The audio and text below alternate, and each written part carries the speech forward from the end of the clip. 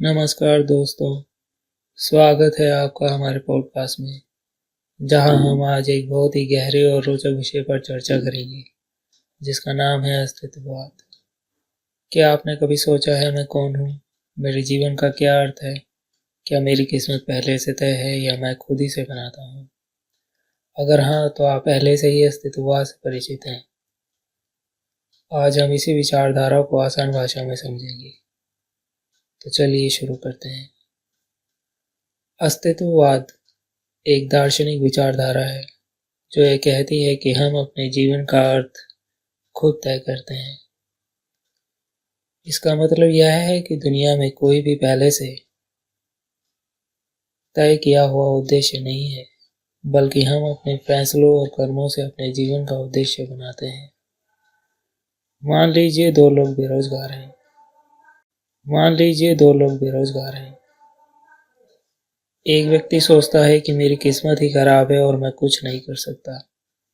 दूसरा व्यक्ति सोचता है ये मेरी जिम्मेदारी है कि मैं अपने हालात बदलूं, मुझे मेहनत करनी चाहिए। यही अस्तित्ववाद का मूल विचार है। आपका जीवन आपके निर्णयों पर निर्भर करता है, न कि पहले से तय किसी भाग्य पर।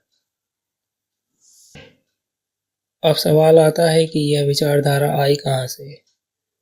19वीं और 20वीं सदी में कई महान दार्शनिकों ने अस्तित्ववाद पर लिखा, जिनमें शामिल है सोरेन किरकेगार्ड। वह कहते थे कि चुनाव ही हमें परिभाषित करता है। फ्रेडरिक नीत्शे, उन्होंने कहा कि ईश्वर मर चुका है, मतलब कि अब इंसान को खुद अपने जीवन का अर्थ खोजना होगा। जयापाल सार्त्र, उनका विचार था कि मनुष्य पहले अस्तित्व में आता है, फिर अपने जीवन का अर्थ खुद बनाता है।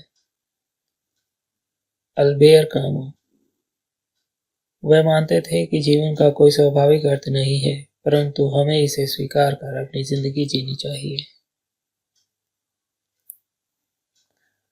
अस्तित्ववाद कहता है कि हम पूरी तरह स्वतंत्र हैं, लेकिन इसके साथ हमें अपनी जिम्मेदारी भी उठानी होगी। उदाहरण के लिए, अगर कोई विद्यार्थी परीक्षा में फेल हो जाता है तो उसे अपनी पढ़ाई को लेकर जिम्मेदारी लेनी होगी, ना कि इसे भाग्य या किसी और पर डालना चाहिए। अस्तित्ववाद कहता है कि इस ब्रह्मांड में हमारा कोई पहले से तय किया हुआ उद्देश्य नहीं है।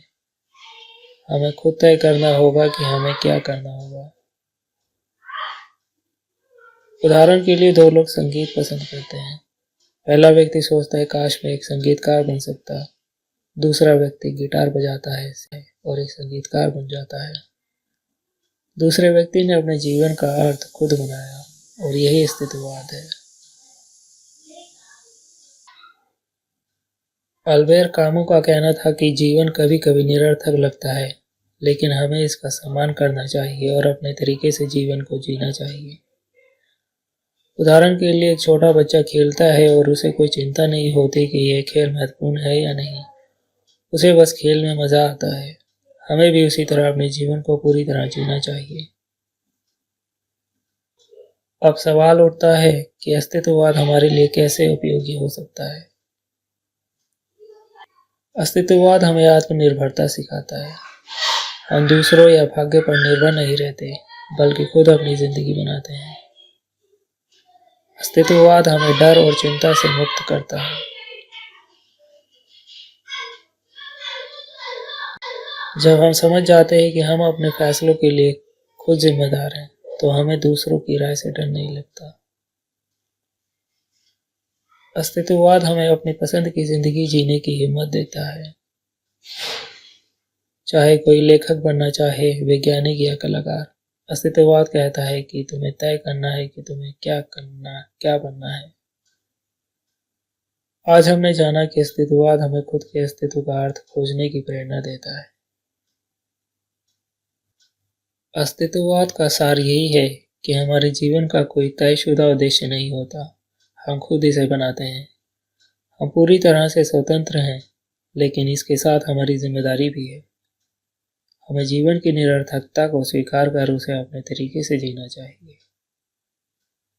अगर आपके जीवन का कोई पहले से तय उद्देश्य नहीं है, तो आप खुद अपने जीवन का क्या अर्थ बनाना चाहते हैं? सोचिए, समझिए और अपने जीवन को अपनी शर्तों पर जिए। अगर आपको ये पॉडकास्ट पसंद आया हो तो इसे अपने दोस्तों के साथ शेयर करें। हमें बताएं कि आपके विचार क्या हैं। मिलते हैं अगले एपिसोड में। तब तक के लिए खुद को कोसते रहिए।